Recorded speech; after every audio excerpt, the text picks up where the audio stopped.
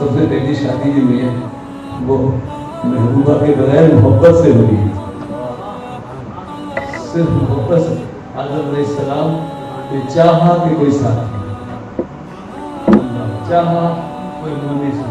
تو محبت کی شادی کے آدم علیہ السلام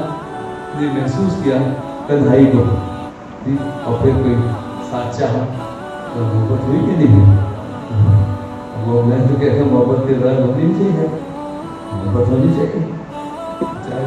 مات میں ہو جائے یا جب تعارف ہو جائے تو ہو جائے، اور جب شادی ہو جائے تو پھر محبت کو بڑھتے رہنا چاہیے، کیونکہ شادی میں طلاق ہو جاتی ہے، محبت میں طلاق نہیں ہوتی۔